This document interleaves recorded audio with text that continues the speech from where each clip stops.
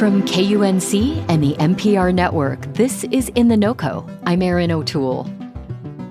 Over the past few months, crews have worked on an unusual firefighting operation near Boulder. They extinguished a blaze that has burned underground for more than a century. The work happened at Marshall Mesa, near an open area that's popular for hiking. A fire in a coal seam there had smoldered beneath the surface for years. It was a remnant of a time when coal mining thrived in the area.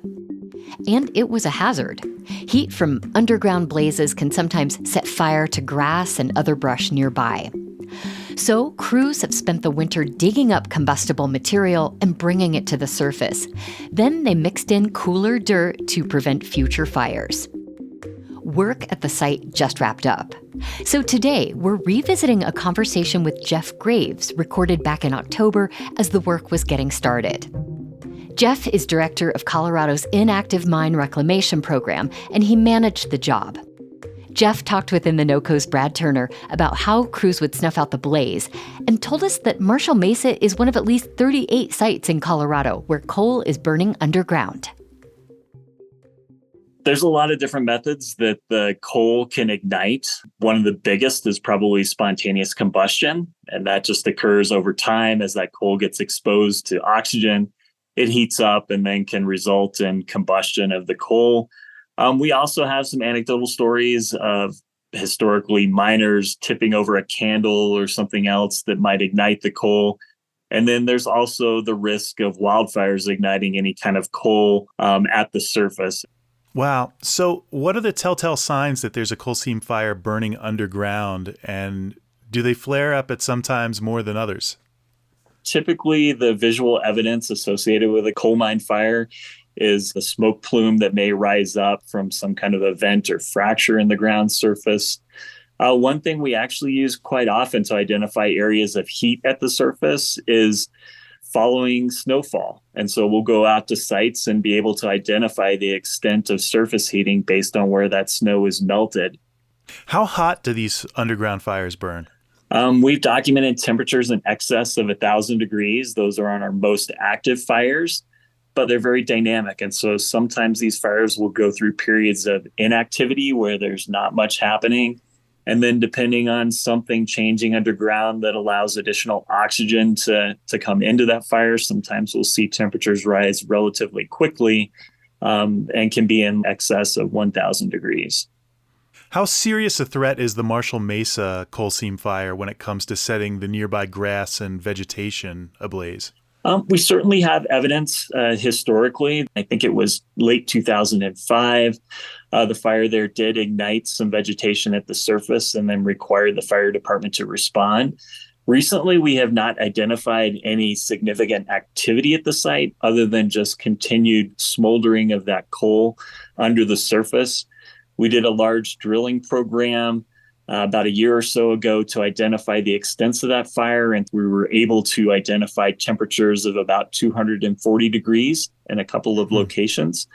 So it's certainly smoldering. We wouldn't call this a highly active fire, but there's always that risk and potential, which is one of the reasons why we're focusing on this site right now. There's a fairly infamous coal seam fire near Glenwood Springs in western Colorado. It caused at least one major wildfire that destroyed homes.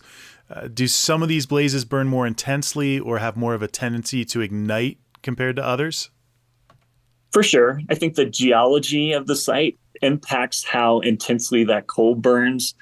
Over in the Glenwood Springs area, the coal is very steeply dipping. So typically coal is deposited flat lying, but over there, because of the events of geologic history, that coal's been uplifted and it creates almost a chimney type effect once the coal has been mined out. You've got all these pathways that allow for oxygen to move uphill, and it pretty much acts exactly like a chimney. So you get very intense fires through that area based on the geology underground.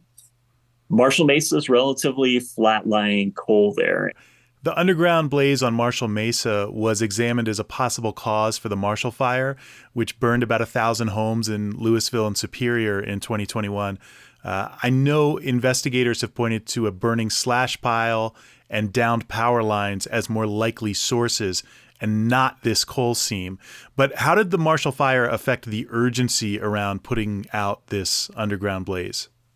I think from our standpoint, it raised the urgency because there was concern within the community. Jeff also talked with Brad about how the crews would actually put out the underground fire.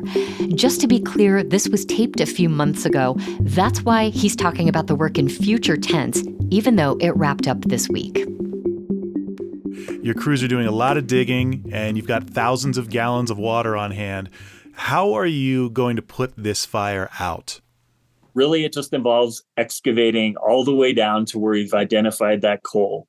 So that's about 30 feet below the surface. I think the coal seam is about 6 to 8 feet in thickness.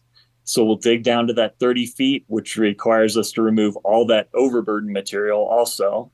So we dig all of that up, spread it out at the surface, begin to allow that hotter coal to cool, and then mix in all that other material on top of the coal that we dug out in that process. So that helps to not only cool the coal, but then also reduce the potential for future ignition because now we've diluted the amount of total coal that goes back into the ground. So we dig it up, we mix it, we cool it with a little bit of water, and then we put it back into the excavation once we're completed. And help me get a visual of how you're doing that mixing. Are you using shovels? Are you using heavy equipment? What's doing the work?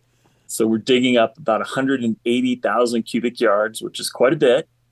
And so that process will be to utilize bulldozers to spread that material at the surface. They'll track back and forth across that, helping to mix in material, allowing it to cool.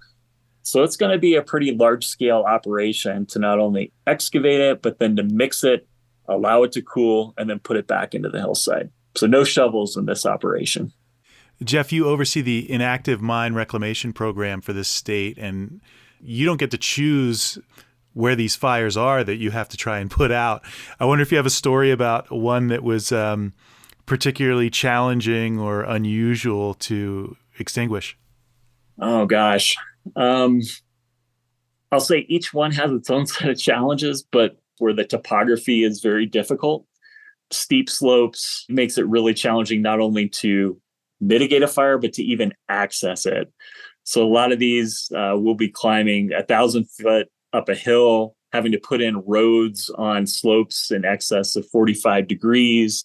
And so I think when you start talking about challenging sites, as that topography gets more steep, the roads become much more difficult to get in place. Marshall, we have the advantage of having excellent access to the site.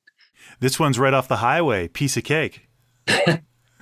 Certainly from an access standpoint.